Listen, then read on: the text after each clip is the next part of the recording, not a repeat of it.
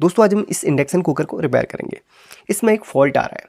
इसको ऑन करते ही यानी कि इसको प्लग में लगाते ही घर में एमसीबी ट्रिप हो जा रही है। जी हाँ दोस्तों, अगर आपके घर में भी ऐसा कोई इंडक्शन पड़ा हो जिसको प्लग लगाते ही घर की एमसीबी ट्रिप हो रही हो या फिर घर में फ्यूज उड़ रहा हो, तो ऐसे में क्या फॉल्ट इसके अंदर आता है और उसका सॉल्यूशन क्या होता है। जी हाँ दोस्तों, ये जो वीडियो है ये सभी लोगों के लिए है, खासकर सीखने वालों के लिए। अगर आप सॉल्यूशन के लिए आ रहे हैं तो बिल्कुल आपको इस वीडियो में डिटेल से सीखने के लिए मिलेगा। और पहले बता दूं, वीडियो हमारी हमेशा लंबी होती हैं, तो हम सिखाने के पर्पज़ से ही वीडियोज़ बनाते हैं, सॉल्यूशन के लिए नहीं बल्कि सिखाना है, ताकि एक बार सीख जाएं तो बार बार आपको वीडियो देखने की जरूरत ना पड़े। ठीक है, तो ये है उषा कंपनी का, कंपनी मैटर नहीं करती है, फॉल्ट मैटर करता है। फॉल्ट अगर जो आ रहा है वो किसी भी कंपनी में आ सकता है, उसका सॉल्यूशन आपको बता दूंगा। और हमेशा आपको जो ओरिजिनल प्रोडक्ट होता है उसमें एक चीज़ ज़रूर मिलेगी। इन्होंने वैसे साफ साफ मेंशन करा हुआ है ओवर वोल्टेज प्रोटेक्शन, तो इसके अंदर ओवर वोल्टेज की ही वजह से प्रॉब्लम आई हुई है। चलिए इसको खोलते हैं और इसको आपको बताते हैं। वैसे इंडक्शन से रिलेटेड बहुत सारे वीडियोज़ हम ऑलरेडी बना चुके हैं, उन वीडियोज़ को देख के आप सीख सकते हैं। तो उन सभी वीडियोज़ का लिंक आपको इस वीडियो के डिस्क्रिप्शन में या फिर कमेंट बॉक्स में मिल जाएगा। चलिए फटाफट से इसको सभी खोलते हैं, फिर आपको दिखाते हैं। तो फाइनल इसमें 4 स्क्रूज थे, तो चारों के चारों हमने खोल लिए हैं। अब इसके फ्रंट के पैनल को हम अलग कर लेते हैं। चलिए, पहली बार खुल रहा है तो इसके अंदर धूल वगैरह काफ़ी दिख रही है।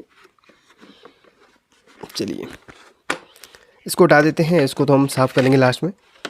चलिए अभी हमने काम करना है इस सेक्शन में, तो इस सेक्शन में हम काम करेंगे। उससे पहले हम इसकी कॉइल को हटा देंगे। कॉइल में भी हमारे 3 स्क्रू मिल रहे हैं, 1 2 3। इसको भी हम खोल लेते हैं। डस्ट लास्ट में क्लीन करूँगा क्योंकि कस्टमर भाई बाहर खड़ा है, तो उसको भी जल्दी जल्दी ये चीज़ देनी है, तो वीडियो बनाने में भी थोड़ा सा वक्त लगता है, तो इसलिए डस्ट का काम लास्ट में। पहले हम फॉल्ट पे काम करेंगे।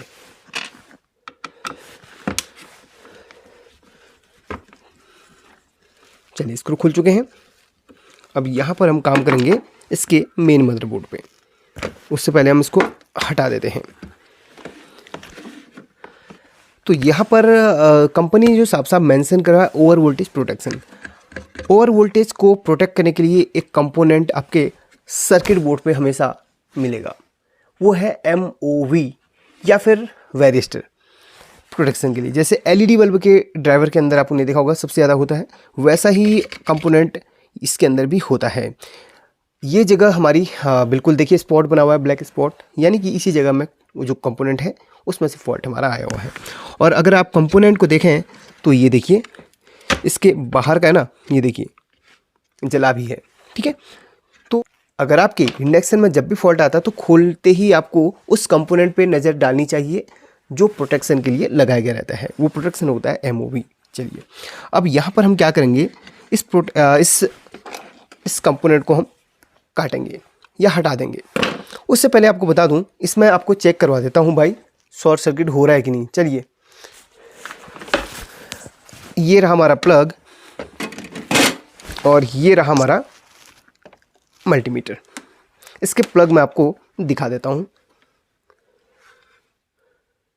देखो सामने कितनी वैल्यू आ रही है, यानी कि 49 रेजिस्टेंस का दिखा रहा है। शॉर्ट ही होता है 49, जबकि ये आना नहीं चाहिए। अब आपको सीरीज बोर्ड में भी दिखाता हूँ।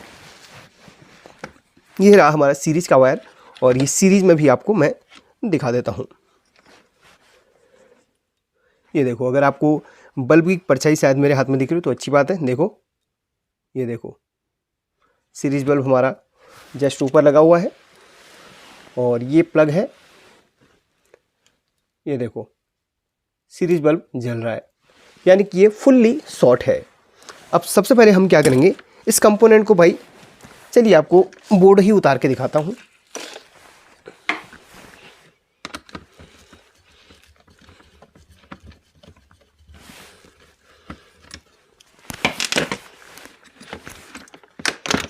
ये इसका बोर्ड हट चुका है। फ़ैन की वायर हम हटा देते हैं अभी, सॉरी फ़ैन का कनेक्टर हम हटा देते हैं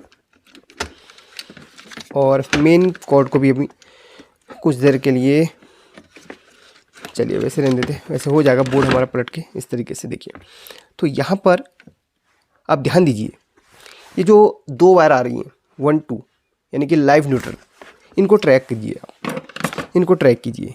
यहाँ से यहाँ तक एक फ्यूज़ लगा हुआ है, यहाँ से ये पॉइंट आ रहा है इधर से इधर देखिए, और ये आ रहा है इधर से इधर यहाँ पर, और ये जा रहा है यहाँ पर। यानी कि ये जो ब्रिज रेक्टिफायर है, ब्रिज रेक्टिफायर है, इसके 2 बीच की जो लेग है ये हमारी होती हैं एसी की,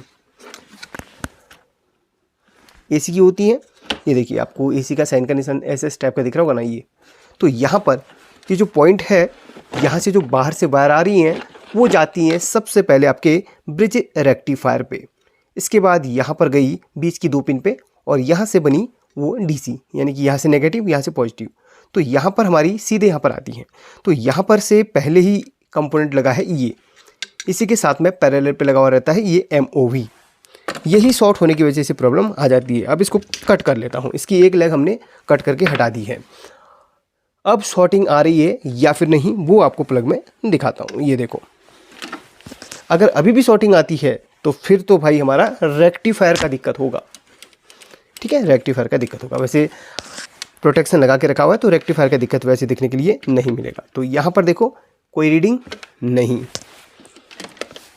अब आपको सीरीज भी दिखाता हूँ, सीरीज भी दिखाता हूँ।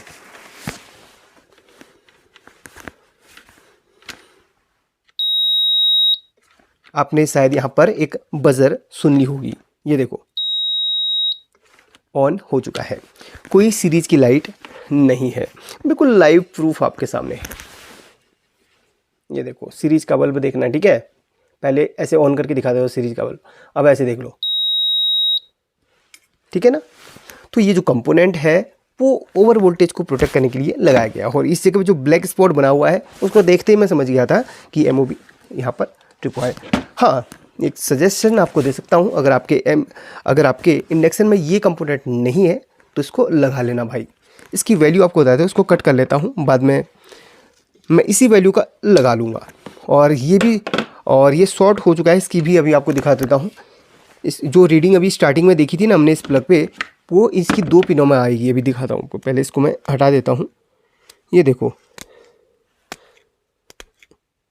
ये देखो बीच में आप देख रहे होंगे ना फटा हुआ है।